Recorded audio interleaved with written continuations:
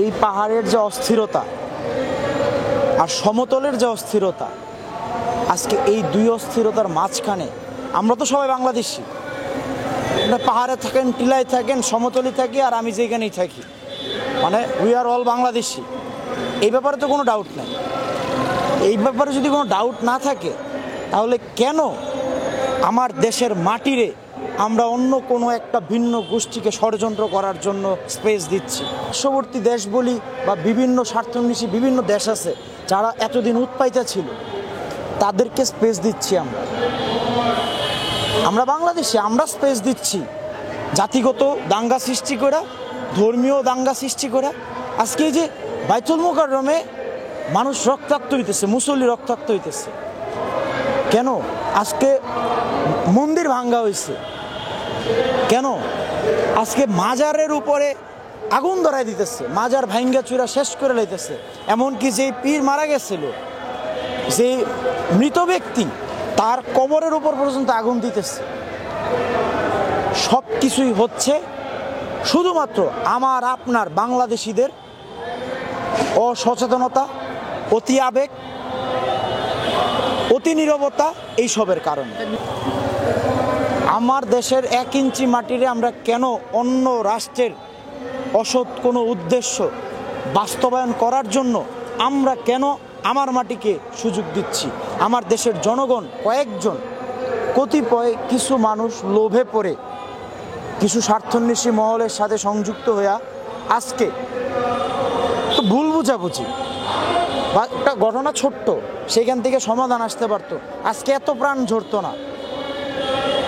আজকে এখনো যে অবস্থায় আছে, এটাকে যদি সঠিকভাবে সমাধানে আসে, হয়তো ঘটনাটা আরো দূর যাবে না। আজকে কিছু বিচ্ছিন্নভাবে কয়েকজন বলতেছে কি তারা তাদের স্বাধীনতা ঘোষণা করছে বা এইটাই সেটা, এটা 2-1 জন অতি উৎসাহী প্রত্যেক জায়গা থেকে প্রত্যেক কিছু বলতে পারে, এটা আমাদেরও কাউন্ট করার কিছু নাই।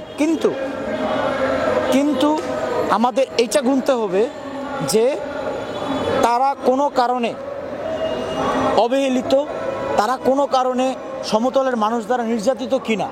এইখানে যে একটা বৈষম্য, যেই বৈষম্যের বিরুদ্ধে যুদ্ধ কইরা, যেই বৈষম্যের বিরুদ্ধে রক্তর বন্যা বসায়া আজকে বৈষম্যহীন বাংলাদেশ ঘোষণা করছি আমরা, সেই দেশে আমি ধরেন কথার কথা, আমি বাঙালি, এই ভাই চাকমা, উনি মারমা, উনি বৌদ্ধ, উনি খ্রিস্টান, সবারই যার যার জাত, ধর্ম, বর্ণ থাকবেই।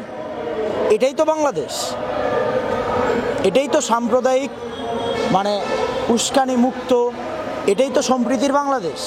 কিন্তু এইখানে কেন আমরা ডিফাইন করতে চাই যে সে পাহাড়ি, সে এই, সে অমুক সম্প্রদায়?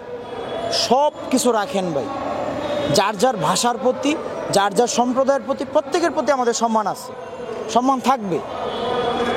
আমরা বাংলাদেশি, এটা ভুলে যায় না যে আমরা সবাই বাংলাদেশি, আমাদের ন্যাশনাল কার্ড আছে, আমাদের এইটাই মাথায় রেখা আপনি আপনার জায়গা থেকে শান্তি প্রতিষ্ঠার জন্য আপনার জায়গায় শান্ত হন।